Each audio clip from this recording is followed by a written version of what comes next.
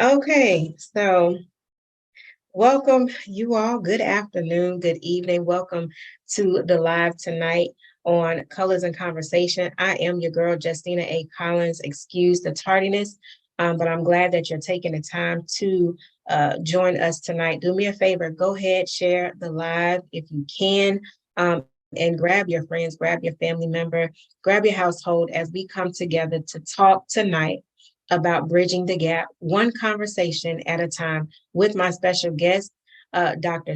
Ray K. Cisco, Coach Kendria Williamson, and Reverend Justice Wiseman. I am honored that they both and all of them have chosen to come and sit and chat with us tonight. It was supposed to be on Facebook Live as well as YouTube.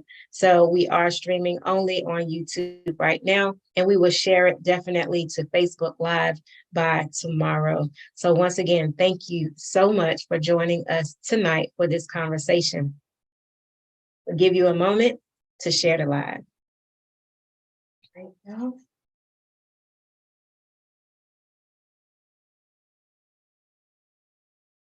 All right, once again, thank you so much for joining us for tonight. Like I stated earlier, this is a night, a family affair where we're coming together and conversate about how to truly communicate with the next generation, with one conversation at a time in a colorful way. This whole topic of using colorful conversations came from a coloring book that I created for an adult and for youth. It was amazing to see the response to the whole creation. And I decided to do a little bit more study to find out why we use colors and what were the meaning of colors when it come down to our mindset and in our everyday language. It truly blew me away to see that we are also created in colors.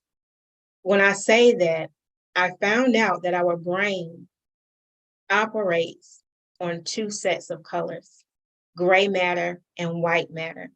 So I was like, wow, God, you blew me away with this, because I thought I was just really creating a coloring book and had no idea that it would have a conversation or a connection in a way that we actually truly live our everyday life. So we operate in colors.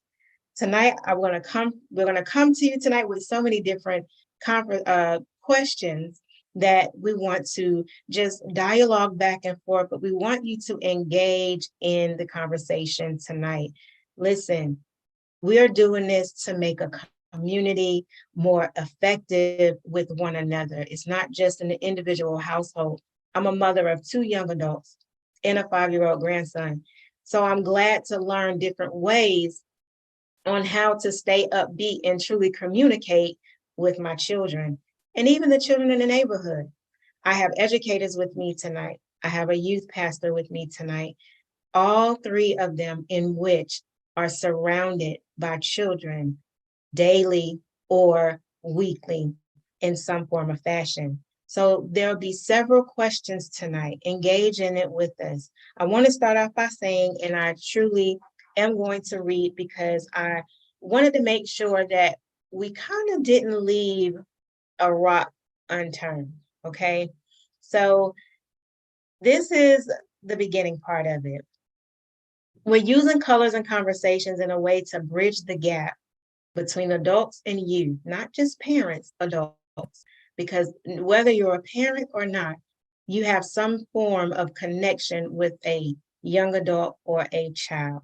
So we're doing this one conversation at a time. We're learning how to speak with them and bond relationships by using something simple as colors. So I hope you can find something from tonight that will resonate with you, that will guide you and lead you into a place of connection, even deeper and even more with the youth around you or even your own children. When I just mentioned about us being developed in colors in our brain, we communicate in colors and really didn't even know it. We move on a daily basis. I thought about when God used colors to make a covenant with Noah, that he wasn't going to do something to the earth. He created colors. So I said, wow, you know what, God, you've always been colorful. God is colorful. He is amazing. And what that spoke to me was, it says, while we create these colors or conversations in a colorful way, it helps us to understand how to really connect with each other with even not speaking, not when you see the rainbow, you know, even God doesn't have to say, oh, I'm just reminding you of the covenant. You know, it's just there. So we're hoping that we can bring some insight and enlightenment on how to connect in the disconnect, in the spoken and in the unspoken words.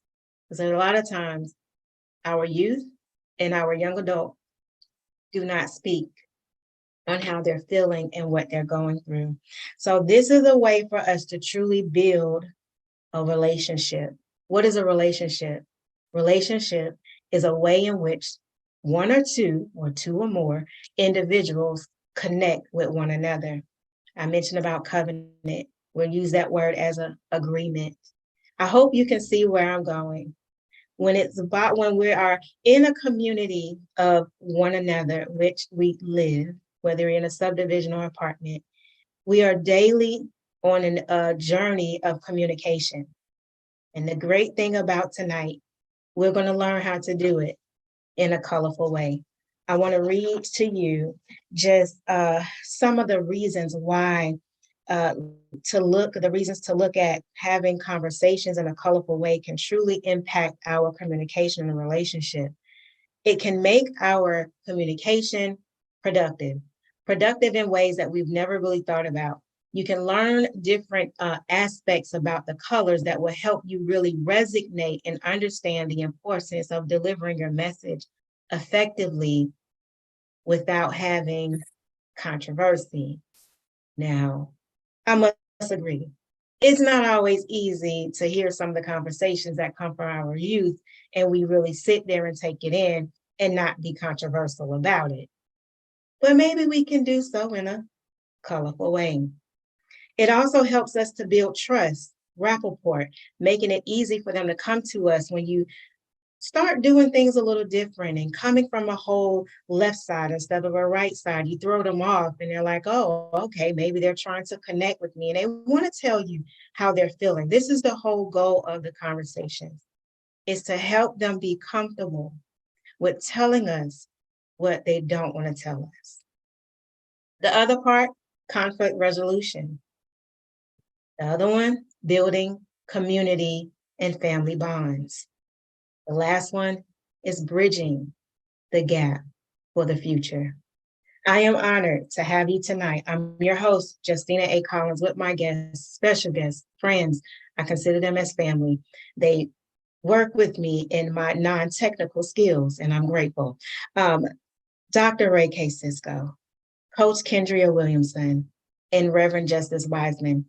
They will come in that order, introduce themselves, and then we will go in. But before, I want to mention some colors. What color do you think you connect with? Blue is often associated with calmness and trust. Green. Green represents growth and harmony. Yellow. Yellow is cheerful, energetic, and red is bold and passionate. Orange is warm and inviting. Now, there's only a couple of colors, but while we are introducing them and coming forth and just talking, go look up the other colors and see which one fits you. All right. I want to pass the mic to Dr. Ray K. Cisco. Well, first, thank you, Justina, for giving the invitation for me to be able to join in with. I take it as a huge compliment that my mindset would be considered for such a necessary conversation. As you said, Dr. Ray K. Cisco, I am a career educator, a passion in ministry for, well, we're not going to talk about that. A community member. I don't want to say a community trailblazer because I'm just going in where someone else started and I'm putting in some more pavement to stretch the road a little further. I'm excited about this conversation because I tend to be more adaptive to the color of blue. You know, my favorite color. I done wore blue just about every day this week. Um, so I'm excited to be here. Currently, I am a high school educator. I have a community development corporation with focuses on tutoring, college placement, and advanced studies. I am also a pastor's coach. I don't like being in all of those titles and different things like that, but dealing with the development of programs, even in our faith-based um, corners of the world. So that's just a little bit. I don't want to take the thunder from the coaches and everything else like that. So I'm excited to be here. I'm grateful, I'm honored, and I'm humbled, but I'm also ready to get a little colorful. All right. Well, thank you, Justina, for inviting me and asking me to speak. It's always a blessing every time you reach out. I am Kendria Williamson, known as Kendria the Encourager on all of my social media platforms. And I'm also known as Miss Williamson as a first grade teacher. So I work with youth pretty much 6 out of the 7 days, because I'm also the children's church coordinator at my church. So I'm just really passionate about the youth, and I really just have a big heart for children. And the color that I resonate with most, there are actually 2 colors. Blue, because I'm always told I'm very calm. Like, even when things happen at school, I'm very calm. If you walk into my classroom, it's a very calm environment. And yellow is my favorite color, which I can be very cheerful and just ready to go and ready to get the day started with my students. So yeah, that is a little about me. Amen. So I am Justice Wiseman. I am honored again, Justina, for the invitation to be here. I am also honored just to be on this panel with my colleagues here. If I see any further, it's only because I stand on the shoulders of giants, and y'all are giants in the room. So thank you for letting me break you up here. But I am the youth pastor at the Greater Mount Carmel Baptist Church of Atlanta. I've been serving in youth ministry for about 9 years. And so I just want to encourage kids to be their best self, and incorporating holistic wellness. So being your best self in your body, mind, and in your soul. The color that I resonate with, colors, I would say blue and red. Blue is lifted for calmness, and red for the passion piece. Coincidentally, those 2 colors make my favorite color of purple. I didn't hear what you said for purple, but those 2, I'm very passionate about what I do, as well as just keeping it even tempo.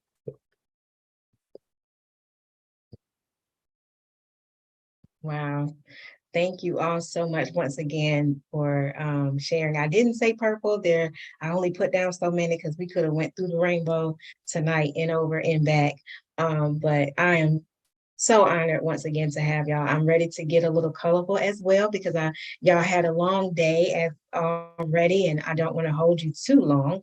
And then you have to get up early in the morning. So we want to keep going in that realm. My favorite color is blue, like Dr. Cisco. I love blue, always love blue. And I can be a little calm. Trusting, I don't know about that, because I don't trust everybody.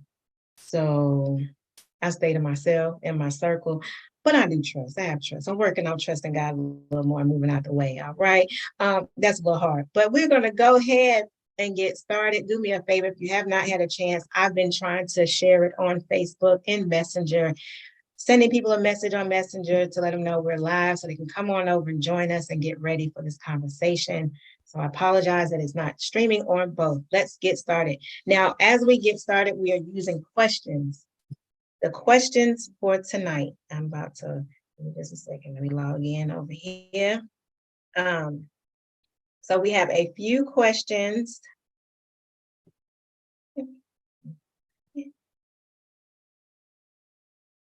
And the first question for tonight is, y'all excuse me, I am looking at it to read it. I would like to know, and all of us, what common misconception or stereotypes about youth and young adults that you would like us to understand better? What are some of the misconceptions, stereotypes about the youth or young adults that maybe us adults don't really quite understand or get? What is it something about that you would like for us to understand better, whether they're students in your classroom, whether it's just being a general statement?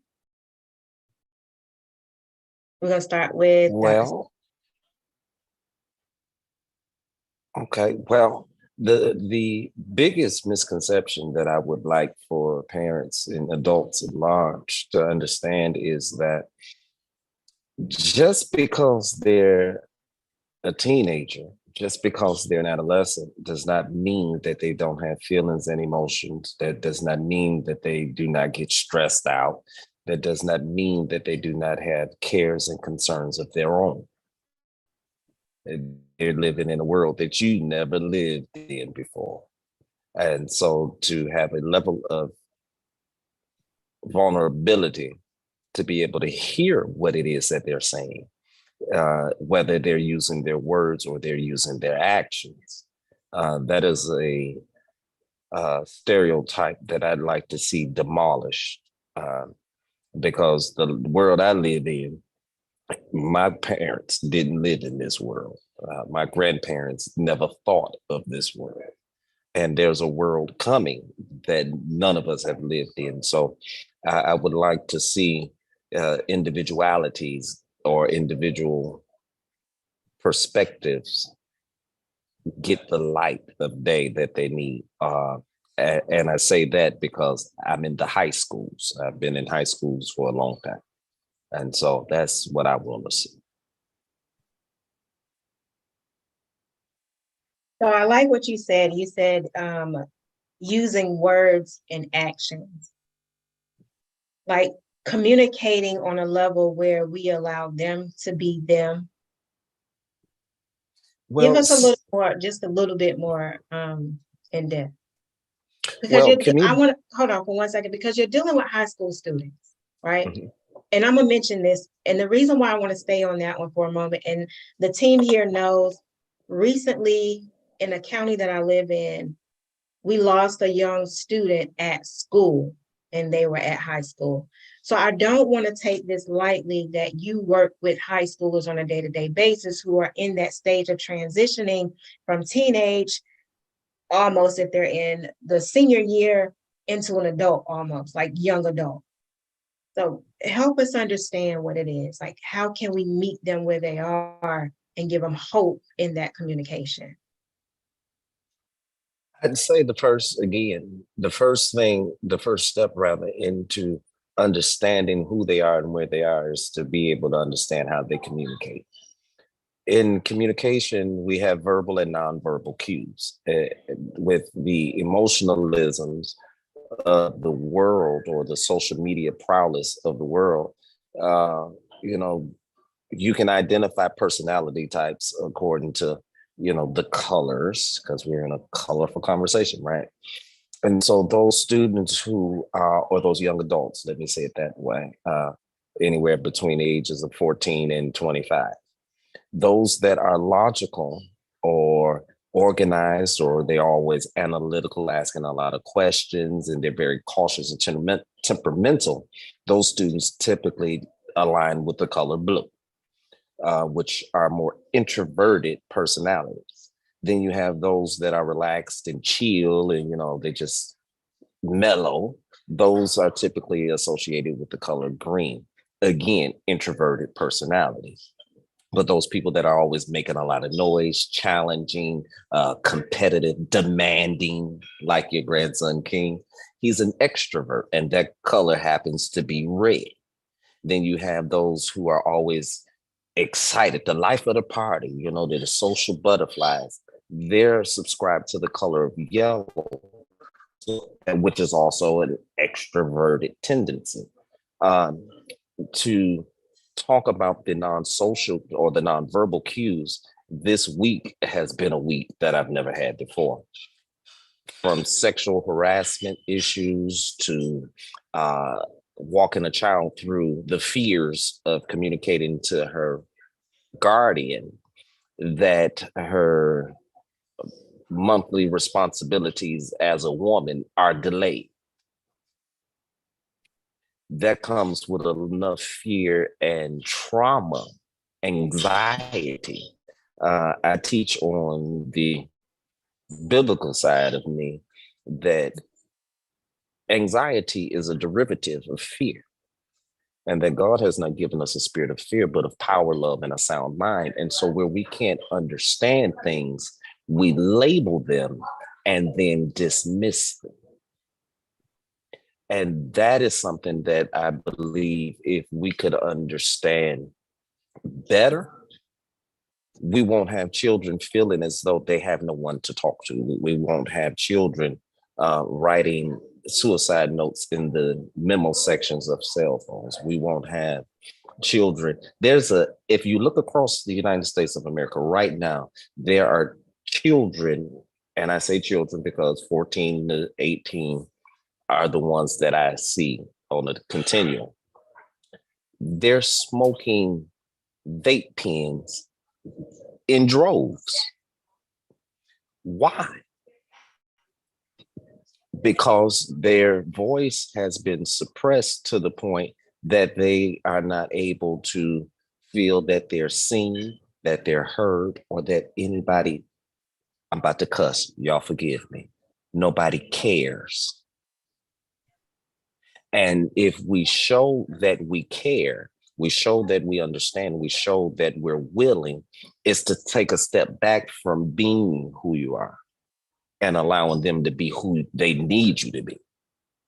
Sometimes they don't need you to be mama. They need you to be my mama-ish friend. My mama that's going to say, well, when I was your age, I did this, I did that. And it's different now, but I can understand that empatheticness. There's students that I have, that, although I'm Dr. Cisco all day long, some of them walk up to me and say, Unc, I need to talk to you. All right, Dr. Cisco in school policy brain is all. I'm your uncle. What's wrong? You communicate to me what's wrong. Now I put my Dr. Cisco hat back on. What resources do the school have that we can fix this? Now, what am I as an uncle going to do above what the school is not able to do? That's a level of transparency and vulnerability. But we live in a society, unfortunately, where mama is, well, I think it's about 86% of African-American households are single parent households. Out of that 86%, 92% are at home. So hold that, because you're moving into probably further down to question number, I can't remember, but hold that. You said a lot right there. We need to digest what you just said, because you gave so much information that was profound about the colors and the connection of their personality. That right there alone can have a person to really say, not necessarily saying what color they're on like we did in kindergarten, but they're introverted. So they're using that color blue. All right, why are they feeling blue? What is causing them to feel down? Do you see how you just use the color to really determine that a child is really going through something internally? But blue doesn't necessarily mean down. It doesn't. But you can determine whether the concept of, if they're in that way, meaning I'm closed off. Introvert meaning I'm closed off. I don't trust you enough to let you in my circle. I'm in my head and I'm gonna stay right there. You stay on that side. But I like how you used it to really let us know that we might need to step to the side with how we used to do things and kind of calm down and relax and allow them to just be and come to us. Whether we want to hear the conversation or not, it's emotionally being available and supporting them even in the most unsupporting situations. Well, you want to knock their head off. But instead of knocking their head off, let's say, you know what? Let's get a coloring book and color. Let's talk about this thing. I did a presentation yesterday and I was like, maybe y'all go get on a swing and have a conversation. I was like, what am I doing telling somebody to go get on a swing? And I thought about it. When you were a child, you enjoy swinging. It takes you to this place to just, oh gosh, you feel free and you swing. Changing the conversation in a colorful way doesn't necessarily mean use the colors, but you end up taking the psychological aspect of that color to determine the emotional state of the child. As adults, we can also relate if you're working, having businesses and so forth. So let's keep going. I want to give others a chance to, do I need to repeat the question or can you just pick up where Dr. Cisco left off, Coach Kendria? Yes. So one big misconception that I see as as an elementary educator in the elementary school is that parents feel like once their kid gets to a certain grade that they don't need to be as involved in their education, and then they kind of take their hands off of them. So then they go through like upper elementary school and they're being influenced, and then middle school it's a different realm of influence, and then high school is like the influence before they become an adult, and then next thing you know they're really off the chain, barely talking to their parents. So my thing is that I feel like parents need to be just as involved with their kids as they are when they are in kindergarten. I feel like they still need to have a level of involvement with them and talking to them, and also being open and transparent with them so that they can come to them and talk about anything without the fear of getting in trouble necessarily, because it starts at a young age when you're scared to tell your parent about this happening at school because you're scared you're going to get in trouble. So just being open and transparent and still pretty much having your hand on your child, even when they're going through grade school and even as a young adult, like still having your hand on your child and your ear to your child. That's my piece. I love that. The misconception of not being involved after kindergarten. Can you say that when we drift off to give them that sense of independence, I don't no longer need to be involved, can that also lead into the communication, the lack of communication concept of, well, they're not there anyway, so I'm on my own. They don't really care. I'm not going to tell them that. Yeah. I think you mentioned that a little bit, but doesn't that just really kind of bring it in even more when you back out?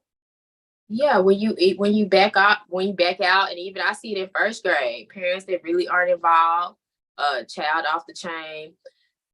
My mama don't care anyway, like don't care about anything. And we see it as teachers. So when you show them that you don't care, they're gonna act as if you don't care. And also, I know parents, I know you guys have busy lives and life is happening to you too. Life is also happening to your baby. So just keep in mind that you're going through things, your baby is affected, they're going through things. So you kind of have to be there for yourself and also be there for your child as well. So it's just not having a child and you're going through life, so I'm going through, so, but no, you really need to keep your hands on your baby no matter what you're going through. You know, and that's good you said that, because I made a statement yesterday that I gave a scenario of the statistics of how the youth have been impacted from COVID until now. And I said situations about job loss and feeling neglect at home. And I said, is that still around or is it gone? And they were like, that's still around. So the children are most likely, what they're doing is being a parent.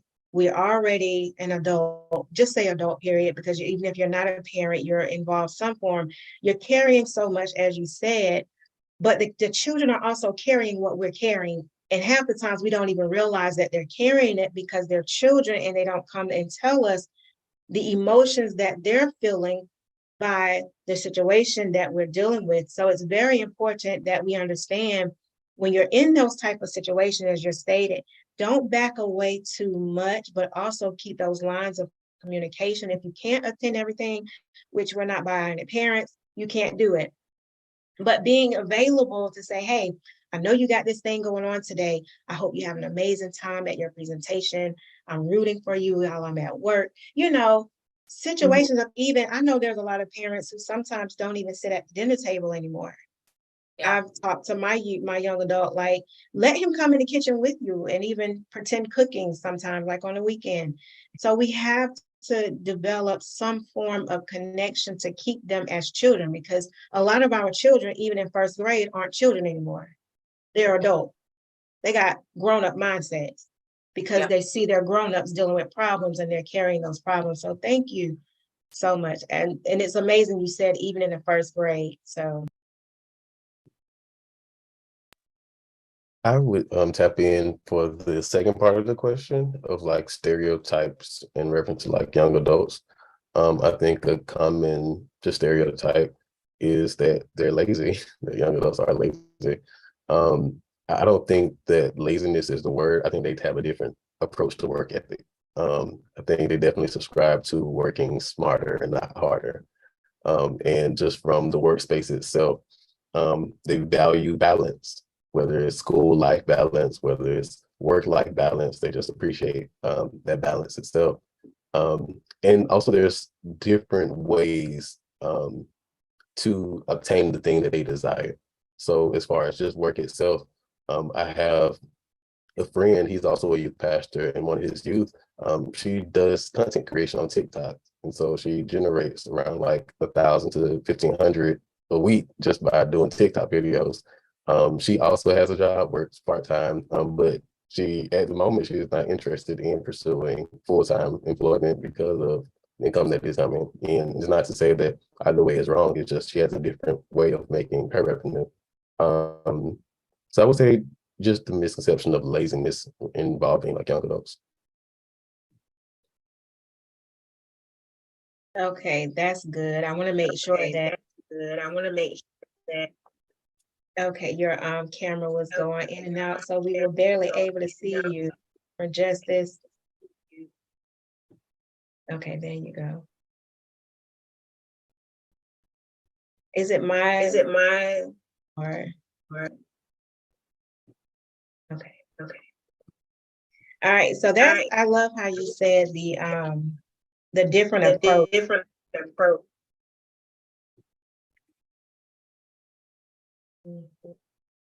I'm still here. Okay, but I'm gonna say because there's an echo.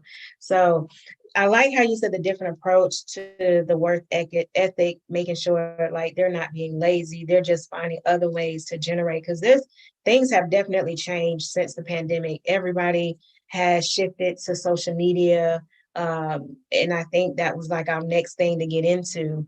So, but it's really relevant. Like there's numerous ways to make side money where you really don't have to leave. I see that like businesses are struggling on work. So knowing that youth are not just, or young adults are not just lazy, and I need to tap in. Maybe I need to start getting on TikTok every day. My God. So come back, Justina. So finding difference is a way to have the ethic balance of work life and just being available to themselves. And a lot of times social media isn't a bad thing because it can help. It just depends on their mindset about it. Just because they're on, like you said, this young lady spent hours or spends time on TikTok, but she's generating from it. So it's not a bad thing that they're sitting around for 5 hours on a screen. She's being productive. So I do appreciate that concept. My daughter, who is 26, been working all before the pandemic, through the pandemic, and I commend her every day. Like she's hustles and she makes it happen, but yet she wants to have fun, you know. So being able to do that work-life balance, I'm learning. She's doing that. She's like, hey, sometimes can you watch King? Because I want to go so and so. And it's a good thing that she says, look, I work 40 hours a week. Can I have a break? And it's like, okay, yeah, she's doing an amazing job. Even though I'll get him sometimes in between, but when she asked me, it's like now I'm learning to say yes. Because at one point it was like, I'll me, and I'll get him when I can. 3 years I couldn't watch him because I went through an emotional battle. But now it's like, yes, I do need to be available. And as adults and young adults, we have to understand their terminology of work-life balance, and it may look different from when we were growing up. Anybody want to chime in on what he just said with that? If not, we will move on to number 2. I can't see the question. If there are any questions on YouTube, any comments, I'll come to you on the other phone in just a moment. But question number 2 says, and this comes from Dr. Cisco, and you actually already talked about it, but I'm gonna briefly mention it again. What do the colors of personality mean to you and their impact on our daily lives? I really believe we already talked about that.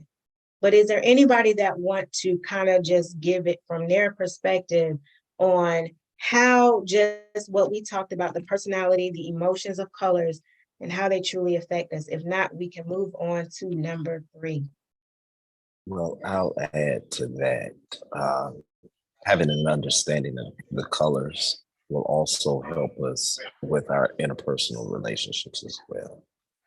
If I know that Justina is a blue type, more introverted, I won't put her in positions of feeling overwhelmed or anxious with invitations to loud events where there's thousands and thousands of people. I would say also too that having an understanding of those colors or the nonverbal cues, if you will let you know how far a person really is comfortable. And to be able, everybody's not a hugger, right? And so I'm being introduced to somebody and I notice their right arm is extending. Why am I putting my arms up to hug? If I know that someone prefers fist bumps over handshakes, they start going like this. Why am I still going like that?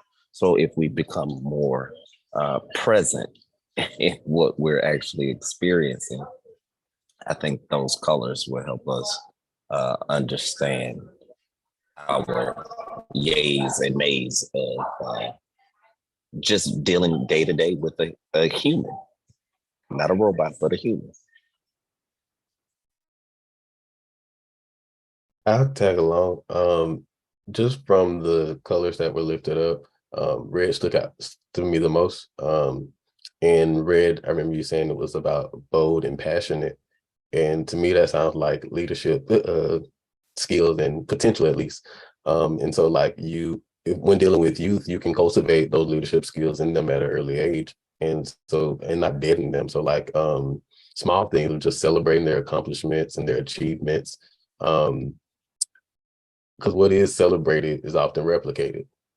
So if we continue to just acknowledge those efforts, and even when they do small things like take lead around the house, like the way you put your siblings together when y'all was out there mowing the yards and you had this part and the sibling was cutting the hedges, I don't know, whatever that small thing is, if it is celebrated, it is going to be replicated. So just encouraging those leadership skills in them when you can identify that.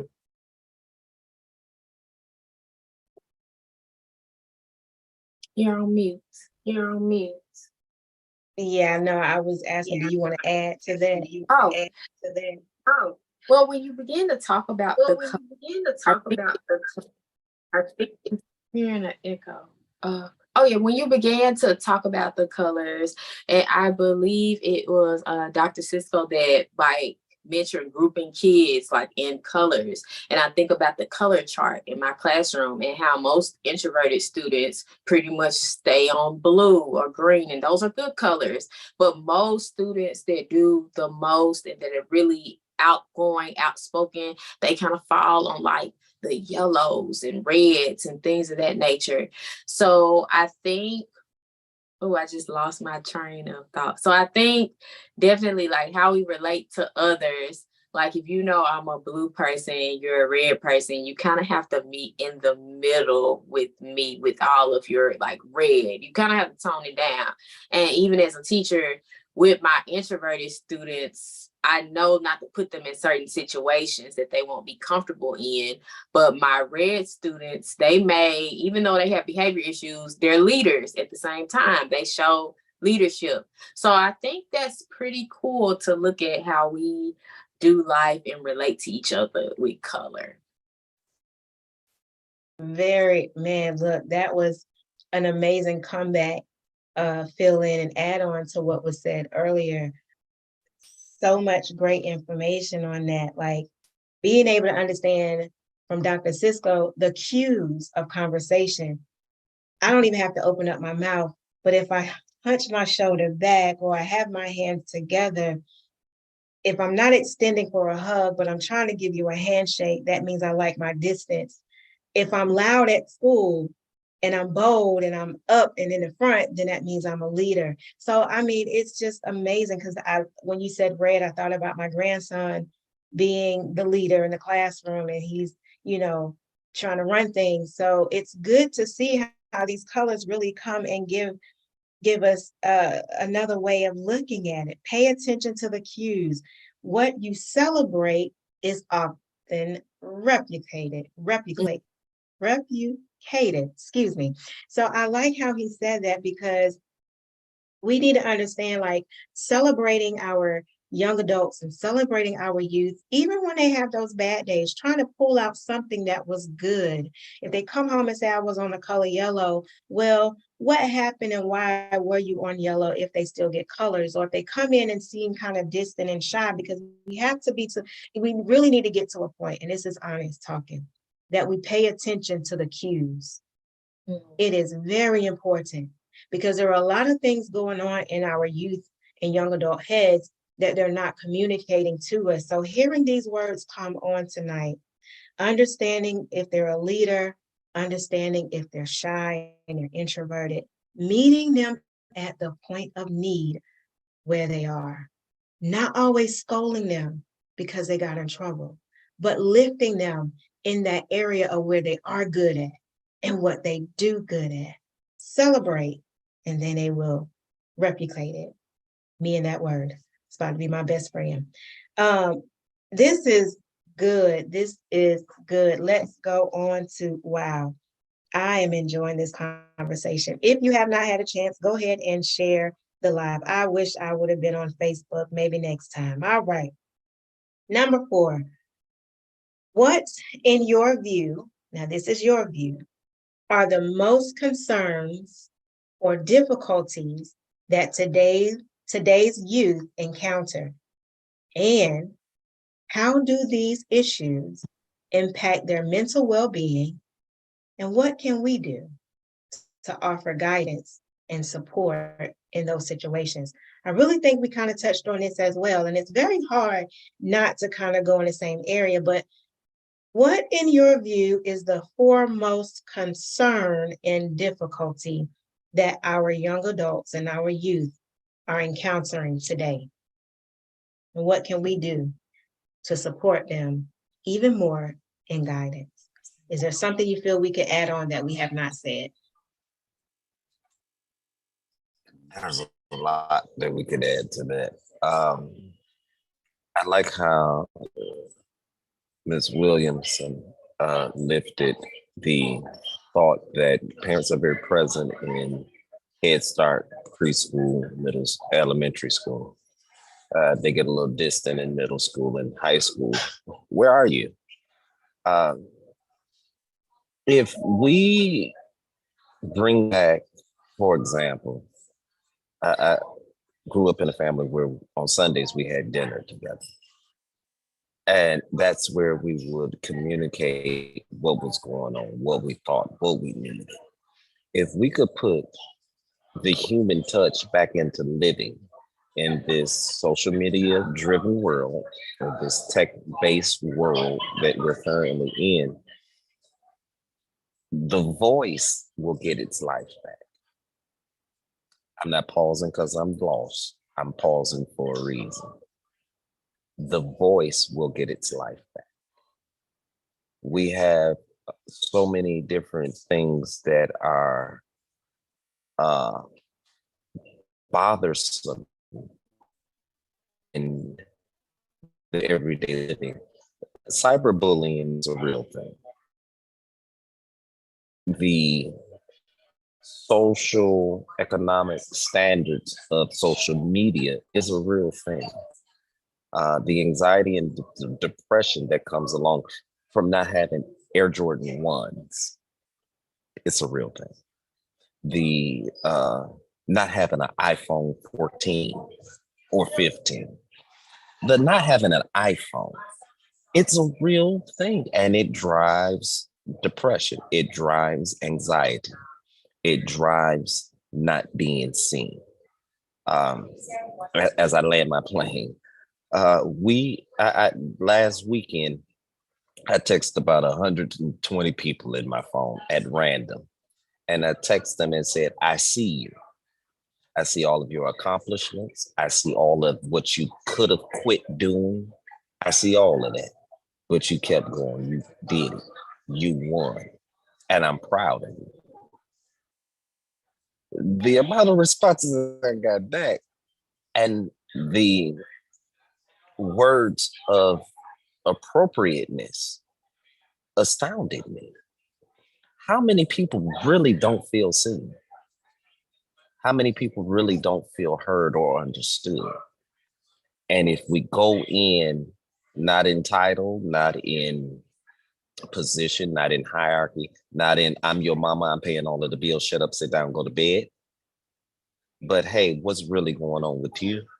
I think we got a fighting chance at shifting or adding colors. Not that we want to, because I'm blue all day, but when responsibility comes, I'm just as red as they can get. And to be able to know and understand those different personality availabilities, it matters. Um, and I love how Reverend Wiseman said it. What you celebrate, you can replicate. It becomes perpetual. And that's what we got to get to, a healthy mindset. And I like how my superintendent, Dr. Derek Coleman, he says often, until you have healthy adults, where's the healthy child? And I paraphrased it. But if there's no healthy adults, where's the healthy child? And it starts with adults first taking accountability and coming back to the children. Hey, I don't know, but let's figure it out together. And I'm a land there.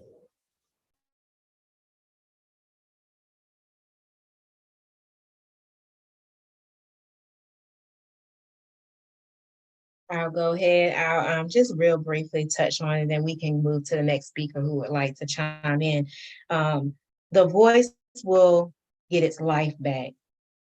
That was a really huge hit because the one thing I keep talking about is the unspoken signs, the unspoken of what our youth and young adult are experiencing that they're not saying.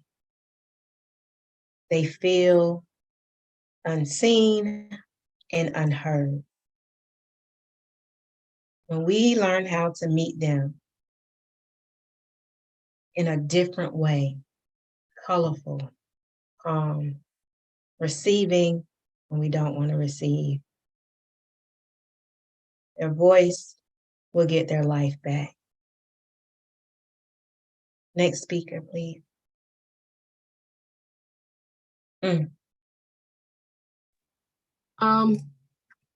I think the biggest thing that they face is, okay, not having anybody to talk to. So who can I talk to? And a lot of the times it's not their parents, it's their friends. And it's also them going to social media for advice, typing in like, how do I deal with depression? And they could type that in and suicide could come up. And they could be on YouTube or TikTok, and these things come up to tell them how to deal with things. And it's not Christ-like, it's not biblical, it's not even right. So I think the influence that social media has is one of my biggest concerns, because I know they get all kinds of ideas from being online. And if you are, and as a parent, if you are the source, like for your child to come and talk to, like, I know when I become a parent, I truly want my kids to think that mom knows everything. So I'm going to go to mom and talk to mom about this. Like, truly just be the source of knowledge for your children, because there's all types of things out here online that will pull your child in the wrong direction. So that's what I have to say. I like how you brought that in with they're searching for answers. That's what I hear. Because the communication line may not be too receptive to the person that they're living with. So let me go Google, YouTube, TikTok. There's a trend. Everybody's doing it. It's a challenge. Everybody's doing it. Maybe that'll make me happy. Maybe that'll make my friends like me. Maybe that'll help me fit in. Maybe it'll help me stand out. They feel lost, isolated, so they go searching. But yet they're surrounded. They're in a household, but they feel lost and they go searching. I really wish, and these conversations were probably around when I was young and being a mother, but I like how we're able to now come in dialogue and really talk about some of the things that we don't talk about. There are a lot of adults that need to have the same conversation with one another because they're processing stuff, they're holding stuff in, because I don't want my children to really know what we're going through. So I'm going to hold it in, but not understanding I'm giving off a persona and a vibe that they're feeling. So I'm unspeaking or unspoken about certain things, but yet they feel it and they're not speaking about their emotions of what they're feeling. Really making that space in order for them to not search the internet for answers. We must be the answer, not only for our children, but for the community. Remember, we're having a chat, communicating on how to bridge the generational gap, one conversation at a time. Thank you, Coach Kendria. Reverend Justice.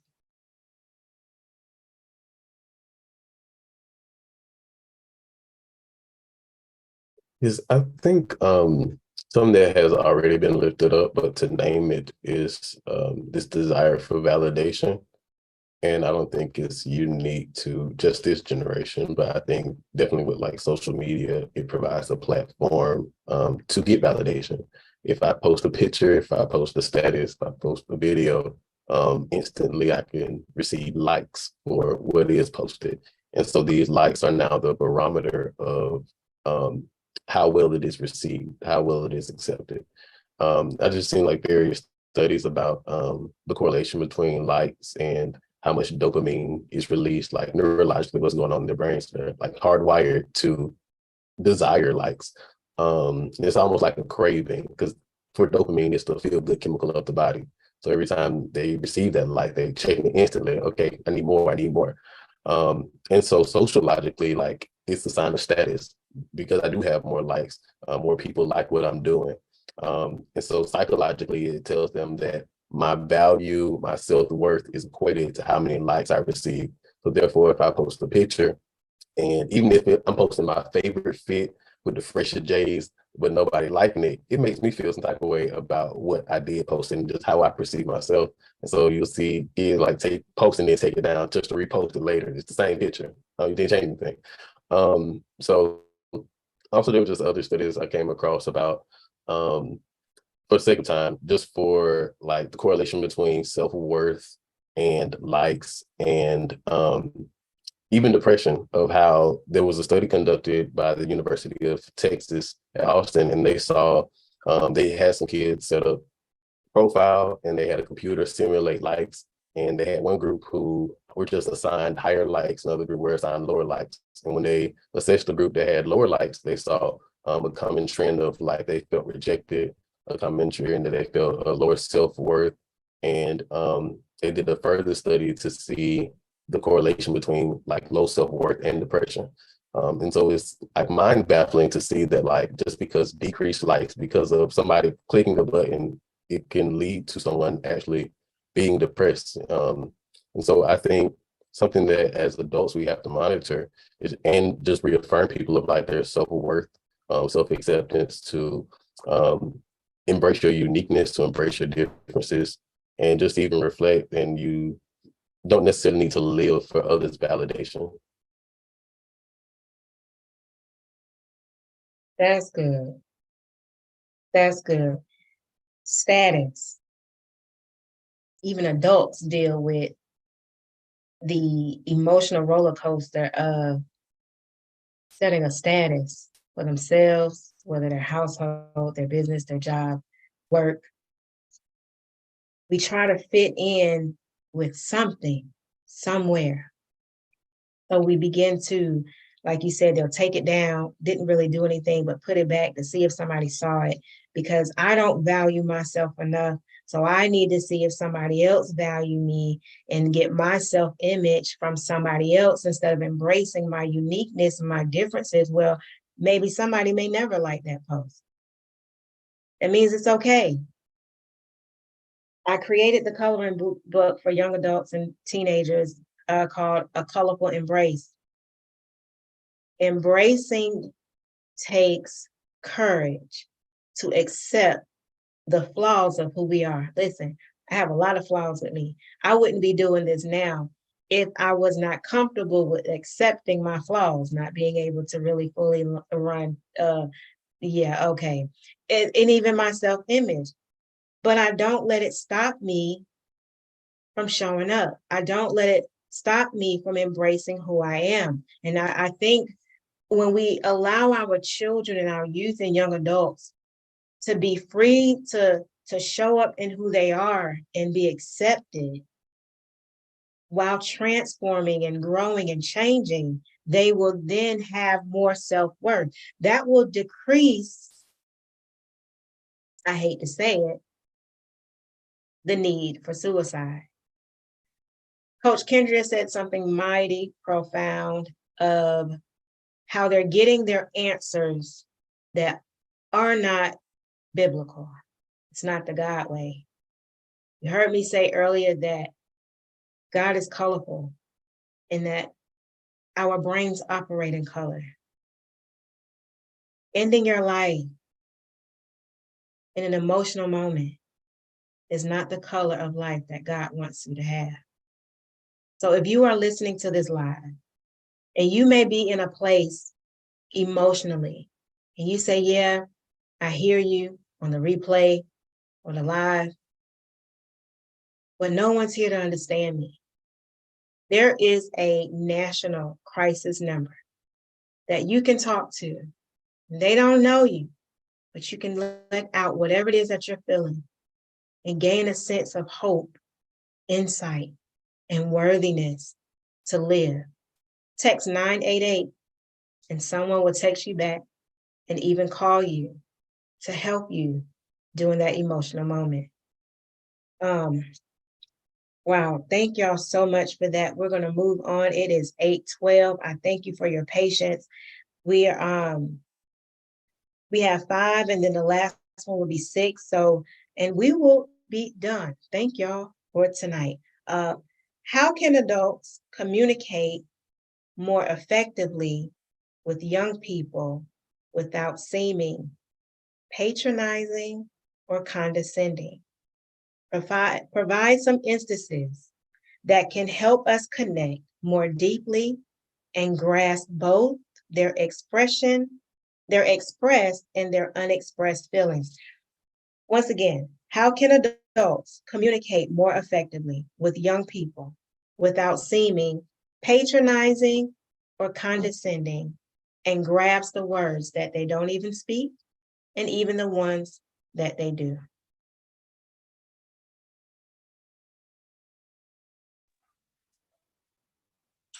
Communication is a tool.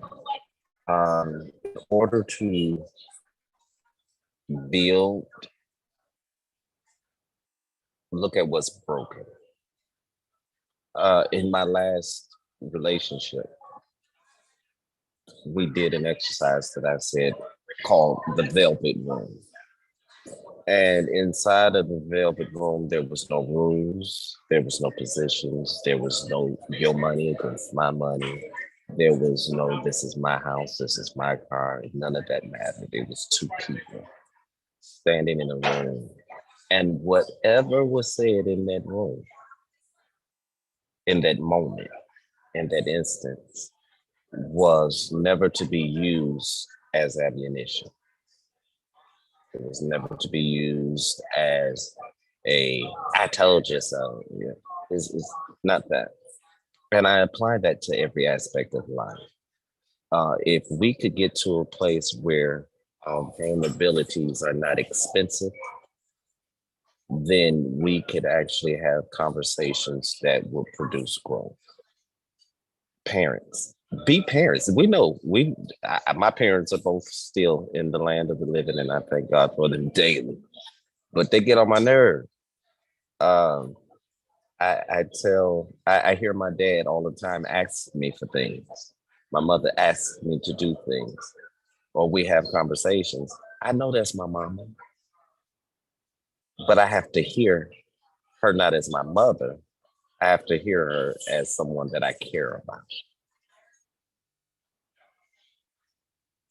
Dealing with teenagers, they just want to be seen, but they need the discipline to continue. I had a university ask me before my thoughts on discipline and children. Children crave discipline. I'm very firm, and they will tell you, but I'm just as loving. And out of nearly 1,100 kids, almost all of them in a day, I give out about 900 hugs, fist bumps, high fives, all of that. And I'm exhausted just from hugging. It's not the teaching that exhausts me. It's the I need this, I need that. If we can step back from who we've earned our ways to be in, who we've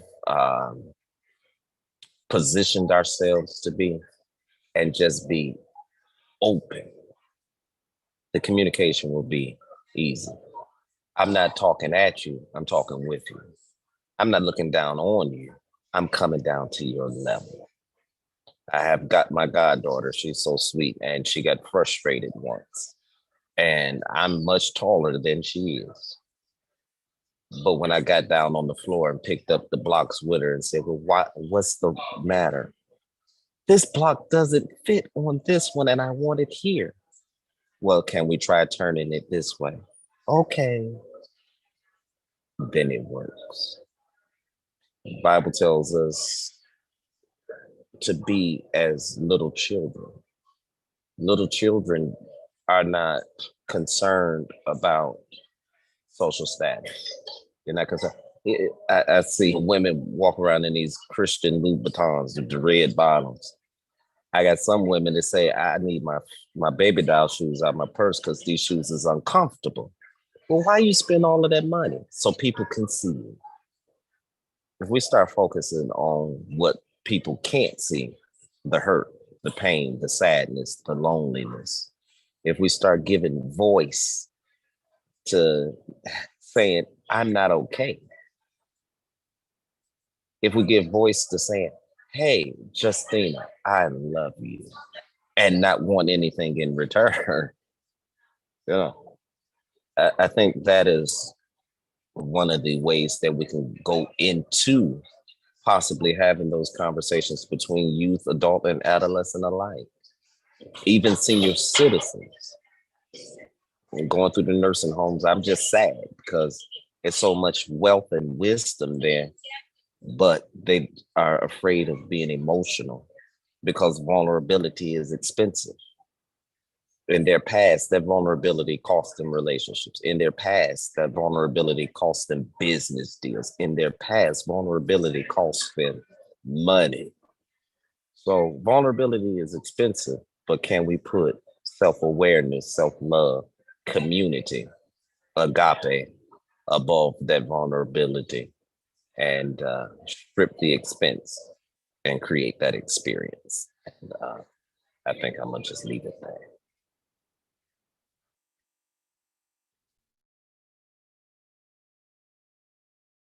Wow.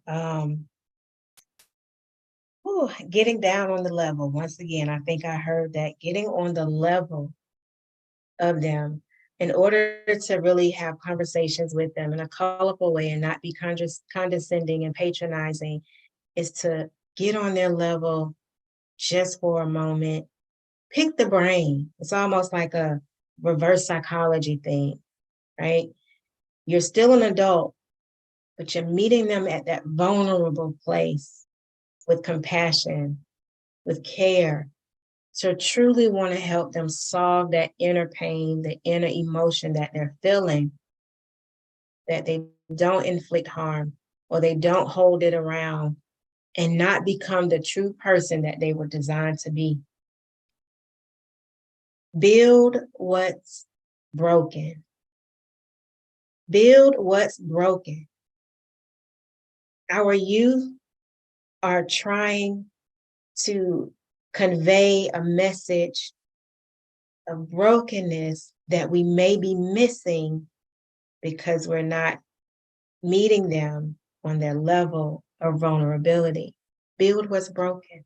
Find out what's wrong. Get those building blocks. Take a walk at the park. Go get on a swing, whatever it is, the physical touch. And I'm going to say this and I'm going to go to Coach Kendria. My grandson, who is named with royalty, wants to run the classroom.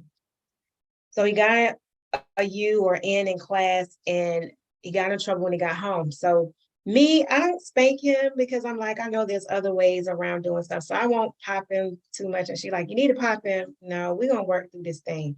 But I text her that night and I said, do me a favor. Grab him and hug him. Just hold him so tight and say, Mommy loves you. Or just say, I love you. Say his name and say, I love you.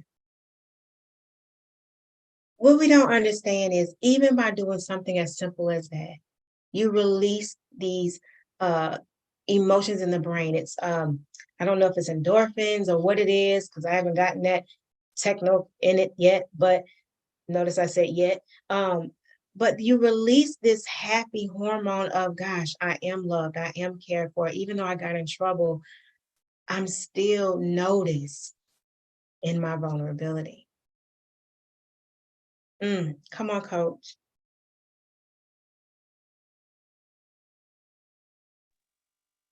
All right. So when you talked about, I believe the question was around like how adults can better communicate with their young people. And this scripture came to mind, James 1:19, which encourages us to be swift to hear, slow to speak, and slow to wrath. And what I just got, that's like a basic principle. Like if you're communicating with anybody, you want to be swift to hear. That means eager to hear what they are saying. And when you're listening to understand them. And once you're hearing what they're saying, you also want to be slow to speak. And in slow in speaking, you want to be thinking about what you're going to say and how you're going to react. And you don't want to be quick to get angry, because if you come to somebody and every time you tell them the smallest thing, they're always quick to get angry or quick to get confrontational, you're not going to want to say anything on that subject matter to that person. I remember once I was talking to this guy and I was just like getting to know, and I would notice certain things would make him a little confrontational. So I say, oh, can't talk about that. Can't talk about that. I believe our children are doing that. Oh, can't talk to my mom about this. Can't talk to my mom about that. Because I know I do it as a grown person with my mom. There's certain conversations I just know I don't want to hear it, or she'll have the wrong response, or a response I don't even want to deal with. So I feel like if we keep those three principles, if parents keep those three principles in mind, be eager to listen to your child, be slow to respond and speak to what they're saying, and don't always jump to getting angry or upset. So be slow to wrath. I think you will have a more effective communication, and it'll also make you appear to be more open to your child, and it'll make them feel at ease knowing that they can come to you and you're not going to be angry all the time. So, and it'll broaden that list of things that your child can come to you and talk about.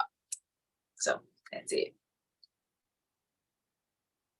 Ooh, We could have stopped at the scripture. Sis, that was amazing. Look, you said a mouthful. I mean, that's important to understand, to be slow to speak and quick to listen. As a parent of young adults, I wish I would have caught that concept a little earlier. But now that I know, with them being grown, I've learned to really like step back, but yet still be present, but yet still praying. You know, they know I'm here, but quick to listen and slow to speak. That's it. We know everything, but sometimes we don't need to know everything, because sometimes we don't know anything. But we don't need to always be ready to respond and give an answer. So allowing them to release and be vulnerable and listening.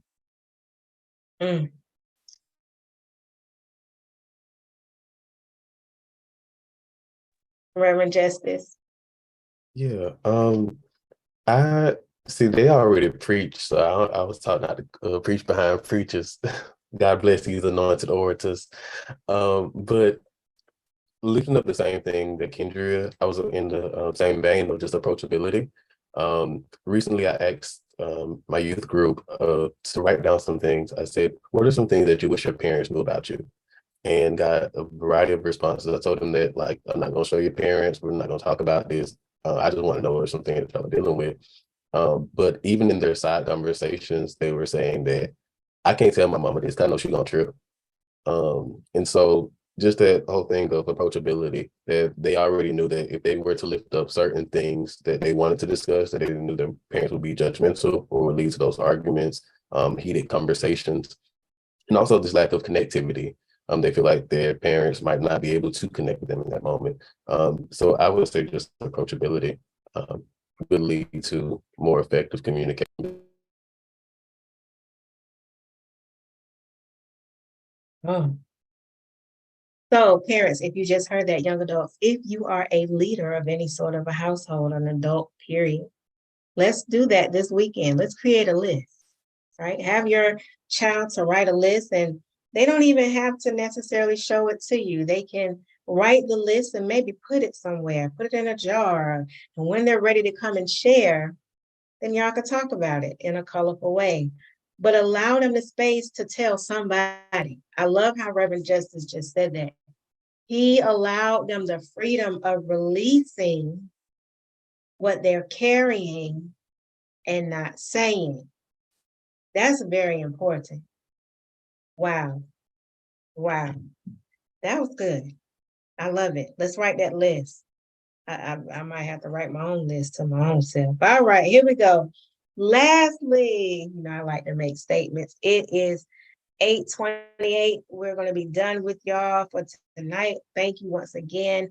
I'm sorry that it's not on Facebook, but I think as soon as I get off, I'm going to go ahead and plug it up there. So lastly, what are the last words that you would like to share about fostering the conversation and discussions as we connect through emotions one at a time? What is it that you would like to share? We're switching now from dialogue to feelings, because a lot of our conversation truly from our emotions, spoken and the unspoken. So what are your last words on tonight? I'm going to start with Coach Kendria. That's the Or, hardest. come on, Dr. Cisco.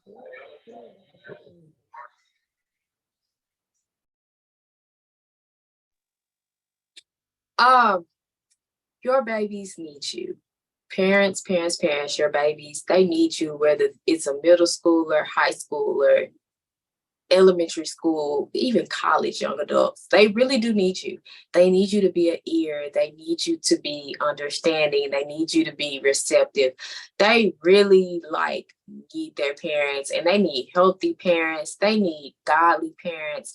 They need parents that truly do know right from wrong. So if you know that you have to work on yourself, you need to work on yourself and do it for God, number one, and do it for your children because they need a positive influence in this world of so many influences. They need you to be their first teacher. So that's what I have.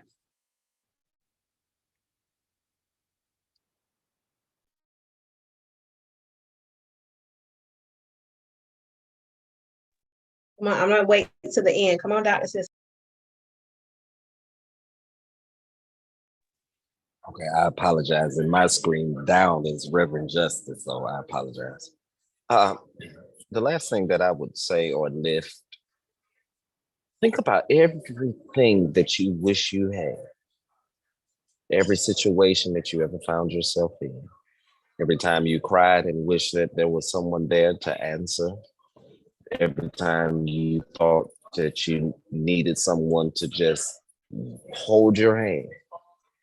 In every one of those moments where you wish you had someone, become that someone for the little ones, those that are in your neighborhood, those that are in your home, those that are under your care, your tutelage, or your voice.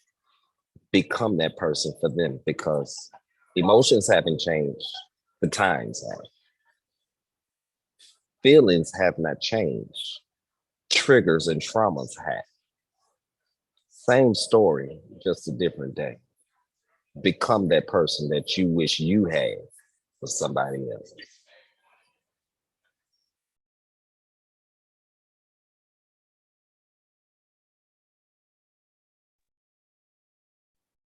I would lift up that we are all more alike than we are unalike. Even though the times have shifted, even though we're in another generation, there's nothing new under the sun. So the same struggles that you dealt with as a child, we're dealing, youth and young adults are dealing with those same struggles today. And even more so, it's important to deal with those struggles with the youth, because if you don't deal with it as a youth, I think a lot of adults minimize childhood stress and childhood traumas, but even as adults, they're dealing with those same childhood stresses and traumas today. So just do life with your child, grow with your child, seek to understand your child, and you'll discover things about you as well as with your child.